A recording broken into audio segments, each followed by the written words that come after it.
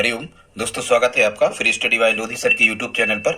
मैं कृपाल लोधी। दोस्तों, आज हम आपको लेकर के आए हैं कक्षा 10वीं में विज्ञान विषय, और इसका हम अध्याय 10 आज आपको बताने वाले हैं, जिसका नाम है प्रकाश का परावर्तन और अपवर्तन। दोस्तों, इसके पहले हम इसका पार्ट फर्स्ट अपलोड कर चुके हैं, आप हमारी प्लेलिस्ट में जाकर के उसे देख सकते हैं। दोस्तों, आज हम बहुत ही इंपॉर्टेंट क्वेश्चंस आपको लेकर के आए हैं। यदि आप कंपटीशन की तैयारी कर रहे हैं तब भी ये वीडियो आपके लिए बहुत ही यूजफुल होने वाला है।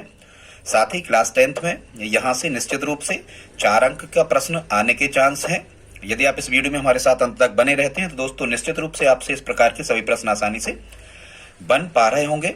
दोस्तों, एक अपील है, यदि आप हमारे चैनल पर पहली बार आए हैं तो प्लीज हमारे चैनल को सब्सक्राइब कर लें, साथ में बेल आइकन पर क्लिक करें ताकि सबसे पहले नोटिफिकेशन आपको मिलता रहे। दोस्तों, तो बगैर देर किए हुए आइए प्रारंभ करते हैं आज का टॉपिक, जिसमें हमने स्टूडेंट्स यहाँ पर जो फर्स्ट क्वेश्चन लिया है, इसमें हमने प्रश्न लिया है, क्या प्रकाश का परावर्तन किसे कहते हैं, इसके नियम लिखकर इसे सचित्र समझाइए।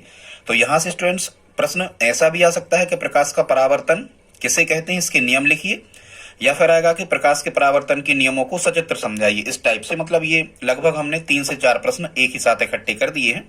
तो देखते हैं इसको कैसे करना है, प्रकाश का परावर्तन किसे कहते हैं। तो इसकी एक परिभाषा आपको मेमोराइज करना है, और वो क्या है कि जब कोई प्रकाश किरण किसी माध्यम से, माध्यम मतलब वही होता है स्टूडेंट्स, 3 प्रकार के माध्यम होते हैं, एक तो हवा, दूसरा होता है जल और तीसरा होता है कांच। इसमें हवा होती है सबसे विरल, क्योंकि हवा में जो माध्यम के कण होते हैं ये दूर दूर होते हैं, और सबसे सघन माध्यम माना जाता है स्टूडेंट्स क्या, कांच। ठीक है, तो सबसे विरल हवा और सबसे सघन कांच। तो यहाँ हमें ये कहना है कि जब कोई प्रकाश किरण किसी माध्यम से किसी चमकदार सतह पर आपतित होती है तो वह टकराकर पुनः उसी माध्यम में वापस लौट आती है। इस घटना को प्रकाश का परावर्तन कहते हैं। हालांकि 2 प्रकार का परावर्तन होता है, नियमित परावर्तन और विसरित परावर्तन या अनियमित परावर्तन। खैर, 10th में हमें ये सब नहीं पढ़ना है, तो आपको केवल यहाँ से परावर्तन की परिभाषा याद करना है। और परावर्तन की मुख्य परिभाषा क्या होगी कि जब कोई प्रकाश किरण किसी माध्यम से चमकदार सतह पर आपतित होती है तो वह टकराकर पुनः उसी माध्यम में वापस लौट जाती है। इस घटना को प्रकाश का क्या कहते हैं, परावर्तन।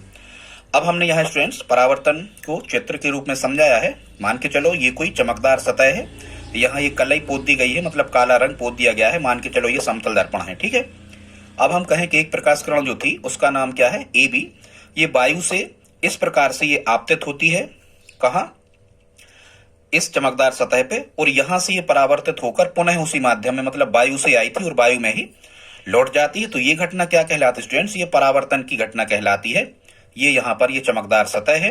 अब यहाँ जो हमने ये PQ खींचा है ये इस तल पर अभिलंब कहलाता है, क्योंकि इस पे लंबवत होता है। 90 अंश का कोण यहाँ भी बनता और 90 अंश का कोण यहाँ भी बनता। अब स्टूडेंट्स यहाँ पर हमें कुछ घटनाओं को और पढ़ना होता है, कुछ राशियों को, जैसे आपतन कोण हमें पढ़ना है और क्या पढ़ना है, परावर्तन कोण। तो ये आपतन कोण क्या कहलाता है, तो सबसे पहले तो आप ये देखो कि जो ये हमने AB प्रकाश किरण लिखी है, यहाँ A है और यहाँ B है।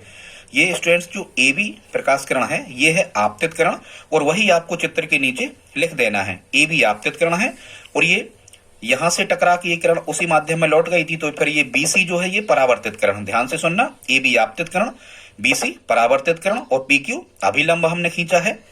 अब यहाँ हम आपतन कोण को कैसे परिभाषित करते हैं स्टूडेंट्स, इसको देखें तो आपतित किरण और अभिलंब के बीच बने कोण को देखो, ये आपतित किरण AB और अभिलंब PB के बीच ही बन रहा है I। तो हम आपतन कोण को कैसे परिभाषित करेंगे, आपतित किरण और अभिलंब के बीच बने कोण को आपतन कोण कहते हैं।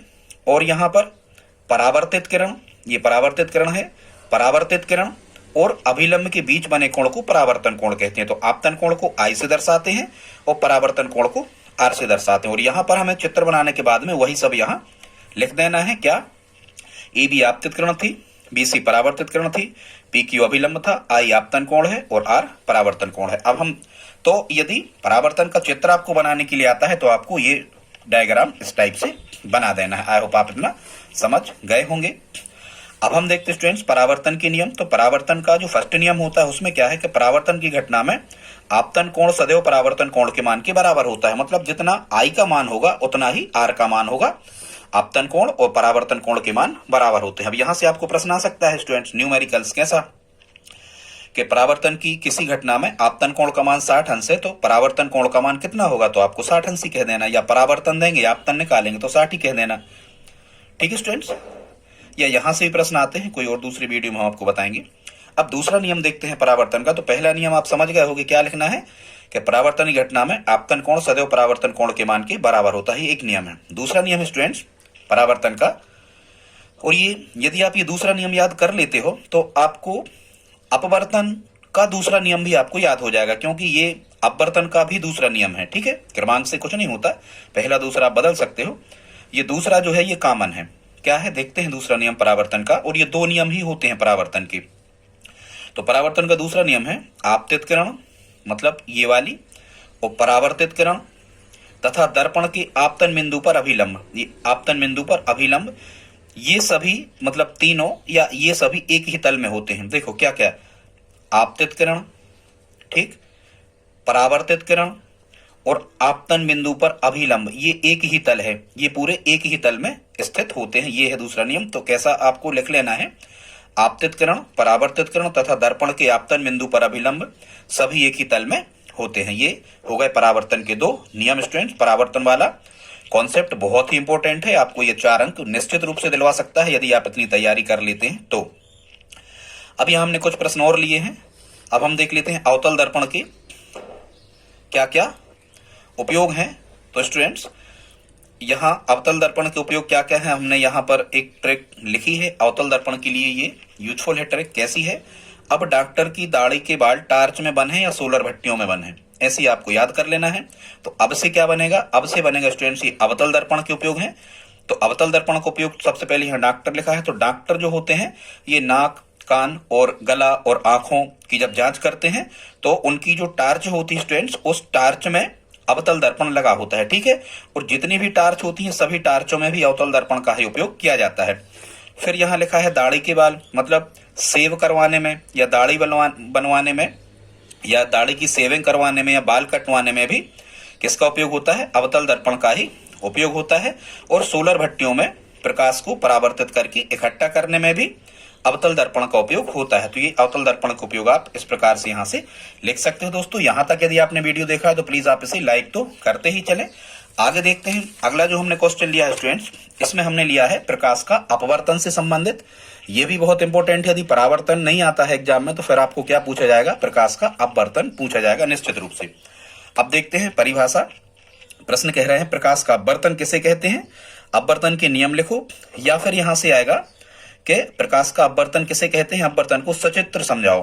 ठीक है, या नियम लिखो कुछ भी, या फिर आता है ये प्रश्न ही आता है स्पेशली, आयताकार कांच के गुटके से प्रकाश के अपवर्तन को सचित्र समझाइए। तो ठीक है स्टूडेंट्स, अब हम देखते हैं अपवर्तन की परिभाषा। एक चीज और समझना स्टूडेंट्स, क्या होता है कि प्रकाश का वेग अलग अलग माध्यमों में अलग अलग होता है।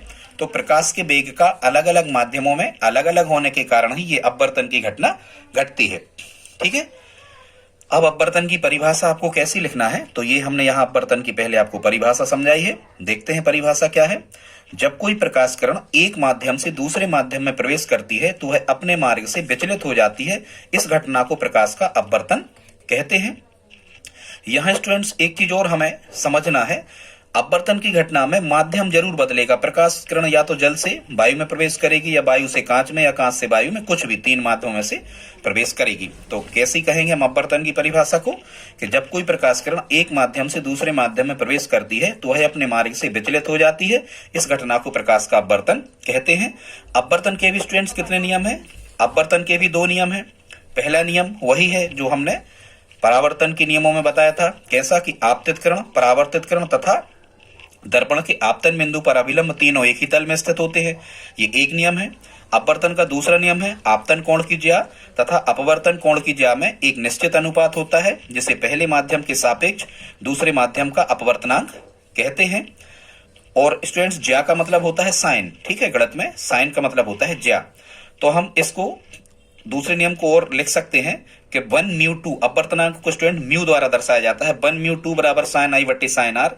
और ध्यान से सुनना, अपवर्तन का जो दूसरा नियम है इसे स्नेल नामक वैज्ञानिक ने दिया था, इसलिए इसे स्नेल का नियम भी कहते हैं। किसे कहते हैं स्नेल का नियम, एक माध्यम के सापेक्ष दूसरे माध्यम का अपवर्तनांक जो होता है ये आपतन कोण और अपवर्तन कोण की ज्या के अनुपात के बराबर होता है। ठीक है, तो 1μ2 मंत्र इसको पढ़ते कैसे हैं, पहले माध्यम के सापेक्ष दूसरे का अपवर्तनांक। तो आई होप आप दूसरा नियम समझ गए होंगे, फिर से पढ़ देते हैं। आपतन कोण की ज्या व अपवर्तन कोण की ज्या में एक निश्चित अनुपात होता है, जिसे पहले माध्यम के सापेक्ष दूसरे माध्यम का अपवर्तनांक कहते हैं, अर्थात 1/2 बराबर sin i बटे sin r, और लिख देना आप इसे स्नेल का दूसरा नियम भी कहते हैं। तो स्टूडेंट्स ये हो गए अपवर्तन के नियम, आपको जैसे कि तैसे याद कर लेना है। अब जो ये क्वेश्चन लिखा था कि आयताकार कांच के गुटके से प्रकाश के अपवर्तन को समझाइए, तो हमने यहाँ आप लिख लेना, हमने ये ABCD माना एक आयताकार कांच का गुटका है, ऊपर यहाँ माध्यम वायु है, यहाँ कांच है, और फिर यहाँ जब हम निकलते हैं जो निर्गत किरण होती है ये फिर वायु है। यहाँ हमने ये MN और PQ दो हमने अभिलंब खींचे हैं। फिर क्या होता है कि एक प्रकाश किरण, यहाँ से आप देख सकते हो, एक प्रकाश किरण वायु से ये EF ये आपतित होती है इस बिंदु पर, और यहां से ये वायु में थी। अब हमने बताया कि माध्यम का बदलना, भाई अपवर्तन क्या कहलाता है, प्रकाश किरण यहां से यदि यहां आ रही है इस बिंदु पे, मतलब वायु से यदि कांच में जा रही, तो वास्तव में इस प्रकाश किरण को इस दिशा में निकल जाना था, इस दिशा में सीधी, लेकिन ये अपने मार्ग से विचलित हो गई। इसी घटना को प्रकाश का क्या कहते हैं, अपवर्तन। एक और स्टूडेंट्स यहाँ आप ध्यान रखने योग्य बात है, यहां से प्रश्न आता है कि जब कोई प्रकाश किरण, जैसे वायु कैसी है, तो वायु कैसी है, विरल माध्यम, और कांच कैसा है, तो कांच है सघन। जब कोई प्रकाश किरण, ये तीर का निशान देखना, मतलब इस दिशा में प्रवेश कर रही, जब कोई प्रकाश किरण विरल माध्यम से सघन माध्यम में प्रवेश करती है तो ये अभिलंब की ओर झुक जाती है। आप खुद घने में जाओ, कहीं मेलों वगैरह में, तो किसी से झुक जाओगे, ठीक है। तो सघन में यदि पहुंचते हो तो झुक जाती है। तो आपको क्या कहना है कि जब कोई प्रकाश किरण विरल माध्यम से सघन में प्रवेश करती है तो अभिलंब की ओर झुक जाती है, और इसका विलोम आपको क्या कहना है कि जब कोई प्रकाश किरण, अब देखो यहाँ इस G बिंदु पे देखो, तो यहाँ ये क्या था, ये कांच है, और कांच से प्रकाश किरण यहाँ कहाँ आ रही, वायु में, तो कांच क्या है, वायु के सापेक्ष सघन है, तो सघन से कहाँ आ रही, विरल में, ठीक है। तो ये अभिलंब से दूर हट जाती है। मतलब इसका उल्टा हम क्या कहेंगे कि जब कोई प्रकाश किरण सघन माध्यम से विरल माध्यम में प्रवेश करती है, तो आप विरल में जा रहे हैं, मतलब बिर्रे में जा रहे हैं दूर दूर, तो आप कैसे हट जाओगे, दूर हट जाओगे। तो ये दो बातें याद रखना, ठीक है। एग्जामिनर यहां से भी प्रश्न कर सकता है कि एक प्रकाश किरण वायु से कांच में प्रवेश कर रही, तो वायु से कांच में प्रवेश कर रही तो आप क्या कहोगे, विरल से सघन में प्रवेश कर रही तो अभिलंब की ओर झुक जाएगी। एग्जामिनर ऐसा भी प्रश्न कह सकता है कि एक प्रकाश किरण कांच से वायु में प्रवेश कर रही है तो क्या होगा, तो कांच सघन है, सघन से वायु विरल में प्रवेश कर रही तो अभिलंब से दूर हट जाएगी। यही घटना क्या कहलाती है, अपवर्तन। तो यहाँ स्टूडेंट्स क्या हुआ कि ये EF क्या है, ये आपतित किरण है, इस बिंदु पर इस प्रकाश का, इस किरण का अपवर्तन हुआ, और ये जो FG है ये अपवर्तित किरण है, और जो GH है ये कौन सी किरण है, निर्गत किरण है। ABCD आयताकार कांच का गुटका है, ये अभिलंब और आपतित किरण के बीच बना कोण आपतन कोण I है, फिर ये अभिलंब और अपवर्तित किरण के बीच बना कोण ये R अपवर्तन कोण है। यहाँ आप चाहो तो एक निर्गत कोण और भी बना सकते हो, यहाँ R2 लिख सकते हो, ये निर्गत कोण हो जाएगा यदि आप यहाँ लिखते हो तो। हाँ, निर्गत किरण तो हमने लिख दी है, ये R2 हो जाएगा निर्गत कोण, ठीक है। तो इस ये एक चित्र है जो अपवर्तन की घटना को दर्शाता है, इसमें आपको लिख देना है यहाँ ये MN और PQ ये अभिलंब, I आपतन कोण, R अपवर्तन कोण, EF आपतित किरण है, फिर ये FG अपवर्तित किरण है, GH ये निकल गई, ये निर्गत किरण है, और R2 निर्गत कोण है। तो आई होप आप इतना समझ गए होंगे। यदि प्रश्न आपको आता है कि आयताकार कांच के गुटके से प्रकाश का अपवर्तन कैसे होता है, सचित्र समझाइए, तो इतना ही आपको चित्र बना के और ये उसके नीचे आपको लिख देना है। आगे देखते हैं, दो क्वेश्चंस और हमने यहां से लिए हैं स्टूडेंट्स, और वो क्या है, समतल दर्पण के उपयोग लिखो। तो समतल दर्पण जनरली साधारणतः हमारे घरों में लगा होता है, वो समतल दर्पण होता है। ड्रेसिंग टेबल में समतल दर्पण का उपयोग किया जाता है, ठीक। स्वयं का चेहरा देखने में दर्पण के रूप में समतल दर्पण का उपयोग किया जाता है, और सोलर कुकर में सौर प्रकाश को परावर्तित करके कुकर के ऊपर डालने में भी समतल दर्पण का उपयोग किया जाता है। फिर हम देखते हैं उत्तल दर्पण। तो उत्तल को कैसे याद रखोगे, उत्तल में भी 3 शब्द हैं, और वाहन में भी 3 शब्द हैं, और बल्ब में भी 3 शब्द हैं, ठीक है।